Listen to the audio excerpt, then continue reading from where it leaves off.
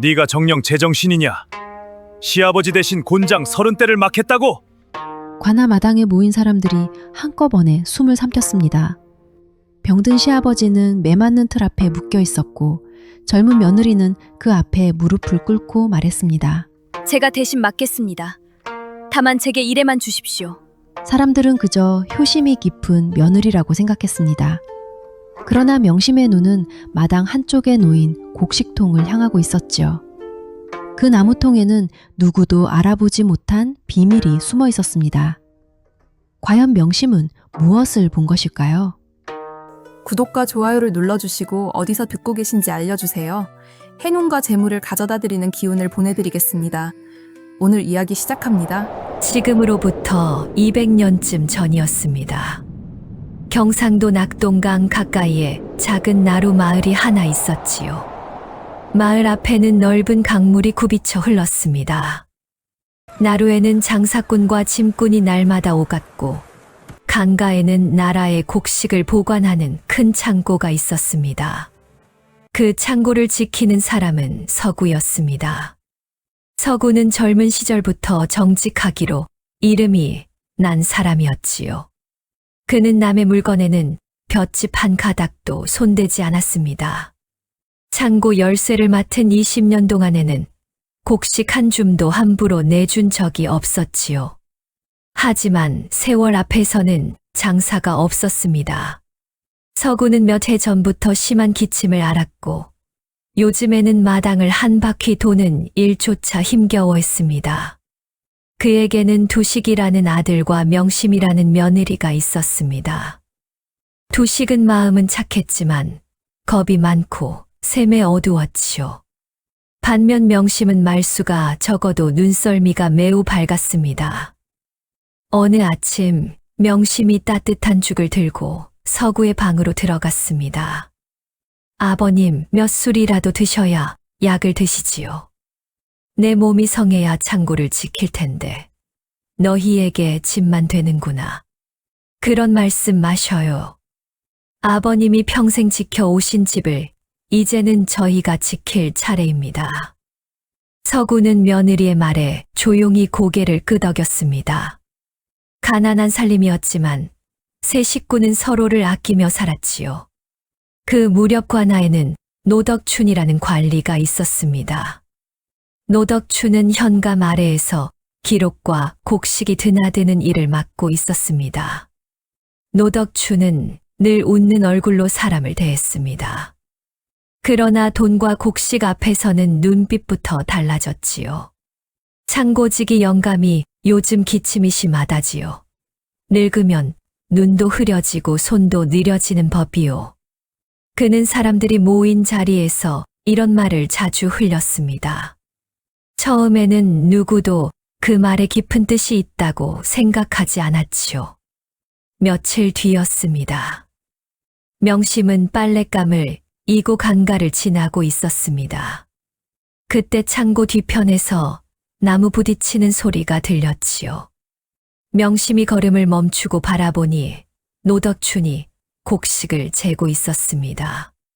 그가 든 것은 곡식을 일정한 양만큼 재는 작은 나무통이었습니다.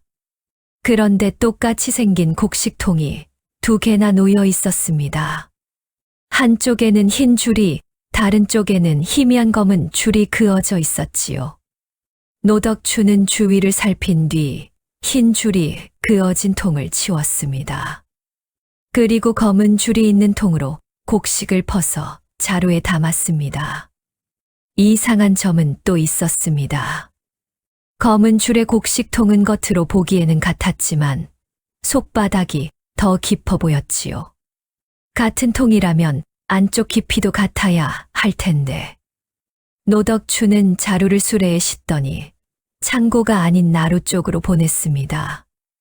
명심은 마음에 걸렸지만 그날은 아무 말 없이 돌아섰지요. 사흘 뒤 관아에서 창고에 곡식을 세는 날이 왔습니다. 기록에 적힌 양보다 실제 곡식이 크게 모자랐습니다. 현감의 호통이 관아를 울렸지요. 창고 열쇠를 지닌 사람이 너뿐인데 곡식이 어디로 사라졌단 말이냐? 서구는 마른 기침을 하며 바닥에 엎드렸습니다. 저는 곡식 한 줌도 훔치지 않았습니다. 부디 다시 살펴주십시오. 노덕추는 안타까운 표정을 지으며 기록을 내밀었습니다. 드나든 곡식은 모두 여기에 적혀 있습니다. 기록이 틀리지 않았다면 창고지기의 잘못이 아니고 무엇이겠습니까? 기록에는 서구의 손도장이 찍혀 있었습니다. 글을 잘 읽지 못하는 서구가 노덕춘의 말을 믿고 찍어준 것이었지요. 현감은 서구에게 곤장 30대를 내렸습니다. 형은 다음 날 아침에 치르기로 했지요. 소식을 들은 명심과 두식은 관하로 달려갔습니다. 매 맞는 틀 곁에 쓰러져 기침하는 아버지를 보자 두식은 다리가 풀렸습니다. 아버지께서 30대를 맞으면 살아남지 못할 거예요. 이를 어쩌면 좋소. 명심의 머릿속에는 검은 줄이 있는 곡식통이 떠올랐습니다. 노덕춘이 바꿔 든 통과 나루로 향한 수레도 생각났지요. 당신은 아버님 곁에 있어요. 제가 현감 나리께 부탁드리겠습니다. 명심은 매 맞는 틀 앞으로 나아가 무릎을 꿇었습니다. 현감 나리, 제가 시아버님을 대신하여 곤장을 받겠습니다. 관아 마당이 크게 술렁였습니다. 며느리가 시아버지의 매를 대신 맡겠다고? 죄는 다른 사람이 대신 질 수 없다. 어찌하여 이런 무리한 부탁을 하느냐? 아버님이 죄가 없다는 실마리를 보았습니다. 다만 그것을 밝힐 시간이 필요합니다. 제가 오늘 먼저 15대를 받겠습니다. 그 대가로 남은 형을 일에만 밀어주십시오. 현감은 한동안 명심을 바라보았습니다. 젊은 며느리의 얼굴에는 두려움이 있었지만 눈빛은 흔들리지 않았지요. 좋다.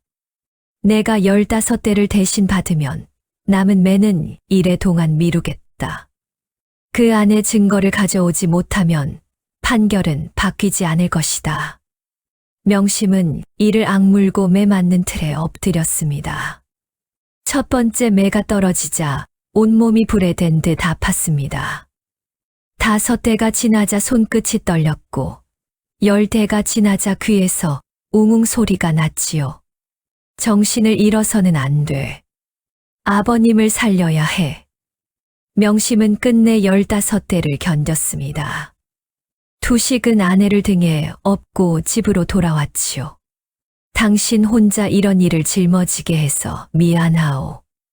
미안해할 때가 아니에요. 나루로 간 곡식 자루를 찾아야 합니다. 그날 밤 명심은 두식에게 자신이 본 것을 모두 말했습니다.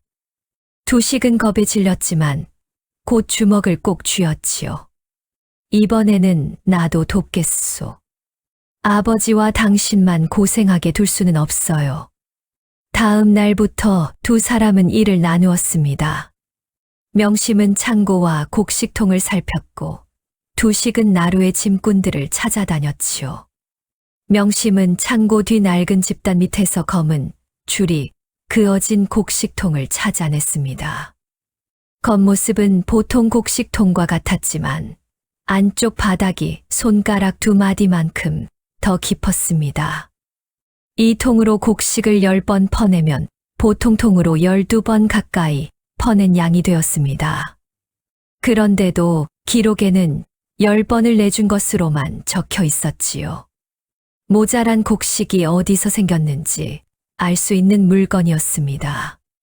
하지만 그것만으로 노덕춘의 죄를 밝힐 수는 없었습니다. 이 통을 그 사람이 썼다는 증인과 빼돌린 곡식이 필요해. 명심은 창고에서 오랫동안 일한 늙은 관리를 찾아갔습니다.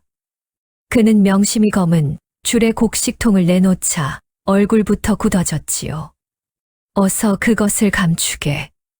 노덕춘이 알면 자네도 무사하지 못해. 어르신도 이 통을 보신 적이 있습니까? 늙은 관리는 입을 다문 채 고개를 돌렸습니다. 죄 없는 아버님이 죽게 생겼습니다. 제가 매를 맞으며 번 시간이 이제 엿새도 남지 않았어요. 명심이 어렵게 무릎을 꿇자 늙은 관리가 떨리는 목소리로 말했습니다. 노덕춘이 저 통으로 곡식을 퍼내는 것을 여러 번 보았네. 곡식을 실은 수레는 늘 버드나무 나루터의 빈집으로 갔지. 현감 나리 앞에서 그 말씀을 해 주십시오. 내게도 어린 손주들이 있네. 노덕춘에게 밉보였다가는 온 식구가 쫓겨날 것이야. 그는 끝내 고개를 저었습니다. 명심은 무거운 마음으로 돌아설 수밖에 없었지요. 같은 시각 두식은 나루의 짐꾼들을 찾아다녔습니다. 대부분은 노덕춘의 이름만 들어도 입을 다물었습니다.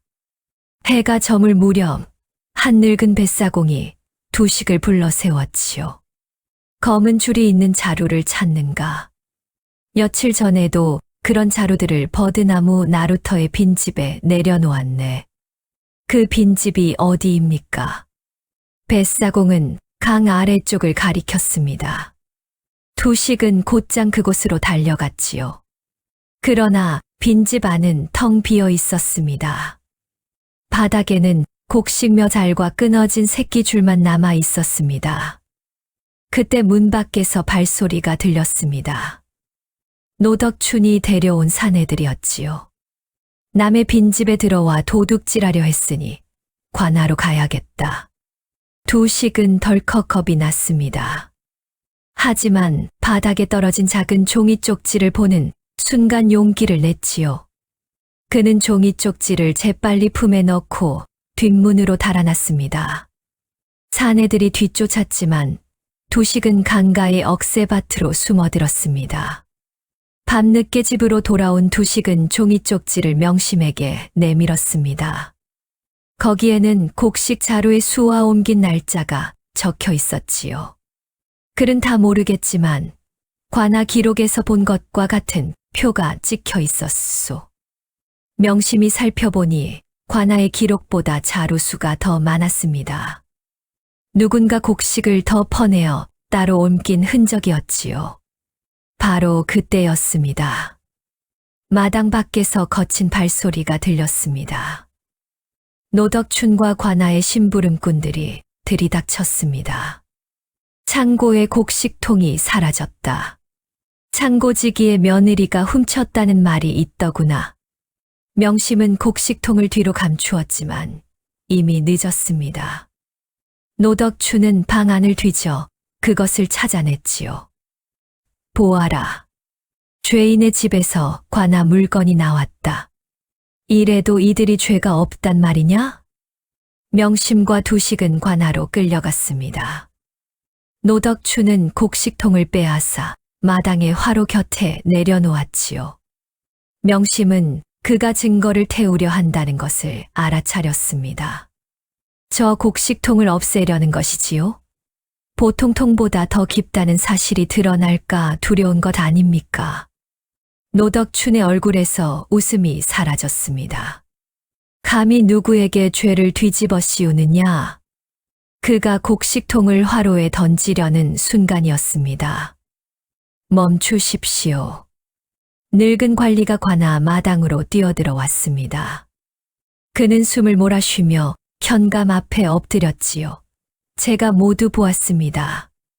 노덕춘이 깊은 곡식통으로 창고에 곡식을 덮어내고 기록에는 보통 양만 내준 것처럼 적었습니다. 노덕춘은 늙은 관리를 사납게 노려보았습니다. 늙은이가 헛소리를 하는구나. 그 말만으로 무엇을 밝힐 수 있겠느냐? 명심이 두식에게서 받은 종이 쪽지를 내놓았습니다. 이것은 버드나무 나루터의 빈집에서 찾았습니다. 관아 기록보다 더 많은 곡식 자루가 적혀 있습니다. 현감은 관아의 기록과 종이 쪽지를 나란히 놓았습니다. 날짜와 표시는 같았지만 자루수가 달랐지요. 말로만 다투어서는 끝이 나지 않겠다. 지금 여기서 직접 곡식을 재어 보아라. 관아 마당에 보통 곡식통과 검은 줄의 곡식통이 놓였습니다. 두 통은 겉 크기가 거의 같았지만 안쪽 깊이는 달랐지요. 관아 사람들이 같은 곡식 자루를 두 통으로 번갈아 재었습니다. 검은 줄의 통으로 10번 푼 곡식은 보통 통으로 거의 12번이 나왔습니다. 마당에 모인 사람들이 웅성거리기 시작했습니다. 노덕추는 보통 통으로 10번을 내준 것처럼 적고 실제로는 더 깊은 통으로 10번을 퍼냈구나. 그 차이를 어디에 숨겼느냐? 저는 모르는 일입니다. 저 며느리와 늙은 관리가 꾸민 짓입니다. 그때 두식이 앞으로 나섰습니다. 여전히 다리는 떨렸지만 목소리만큼은 힘이 있었지요. 버드나무 나루터의 빈집 바닥에 곡식이 흩어져 있었습니다. 노덕춘이 곡식을 옮겼다면 멀리 가져가지 못했을 것입니다. 강 건너 낡은 소금 창고를 살펴봐 주십시오. 뱃사공도 관아로 들어와 고개를 숙였습니다. 며칠 전 노덕춘의 수레에 실린 자루를 제 배로 옮겼습니다. 강 건너 소금 창고에 내려놓으라는 말을 들었습니다. 현감은 곧 관아 사람들을 보냈습니다. 얼마 지나지 않아 그들이 관아의 표가 찍힌 곡식 자루를 술에 가득 싣고 돌아왔지요. 자루 수는 두식이 찾은 종이 쪽지와 정확히 맞았습니다. 그제야 노덕춘의 얼굴이 하얗게 질렸습니다. 저는 그저 조금만 빌렸다가 채워놓으려 했습니다. 나라의 곡식을 훔친 것도 모자라 죄 없는 노인에게 누명을 씌웠다. 이제와 빌렸다는 말로 죄를 피하려 하느냐? 현감은 서구에게 내렸던 벌을 곧바로 거두었습니다. 노덕추는 포승줄에 묶여 감옥으로 끌려갔지요. 현감은 명심을 바라보며 말했습니다. 내가 매를 두려워하지 않고 시간을 벌지 않았다면 죄 없는 사람이 목숨을 잃을 뻔했다. 내 효심뿐 아니라 지혜와 용기가 이 일을 밝혀냈구나. 저 혼자 한 일이 아닙니다. 남편과 늙은 어르신, 뱃사공이 용기를 내주었기에 진실을 밝힐 수 있었습니다. 서구는 며느리와 아들의 손을 붙잡았습니다. 그의 눈에서는 뜨거운 눈물이 흘러내렸지요. 내 평생 정직하게 산 일이 헛되지 않았구나. 너희가 내 목숨뿐 아니라 이름까지 지켜주었다. 아버지, 이제는 제가 더 든든한 아들이 되겠습니다. 현감은 명심에게 곡식과 무명을 내렸습니다. 노덕춘이 훔친 곡식은 다시 창고로 돌아갔고 남은 곡식은 곤줄인 마을 사람들에게 고르게 나누어졌지요. 그 뒤로 관아에서는 곡식을 내줄 때 반드시 두 사람이 함께 양을 확인하게 했습니다. 곡식통에도 관아의 표를 깊이 새겨 함부로 바꿀 수 없게 했지요. 명심이 곤장을 대신 맡겠다고 나선 이야기는 오래도록 마을에 전해졌습니다. 사람들은 명심의 효심을 칭찬했지만 명심은 늘 이렇게 말했습니다. 마음만으로는 억울한 사람을 구할 수 없습니다. 끝까지 살피고 함께 진실을 말해야 합니다. 참된 효심은 무조건 고통을 참는 데만 있지 않습니다. 사랑하는 사람의 억울함을 밝히고 다시는 같은 피해가 생기지 않게 하는 것 또한 깊은 효심이겠지요. 다음 영상을 빠르게 만나보시려면 좋아요와 구독을 눌러주세요. 그럼 모두 행복한 하루 보내세요. 감사합니다.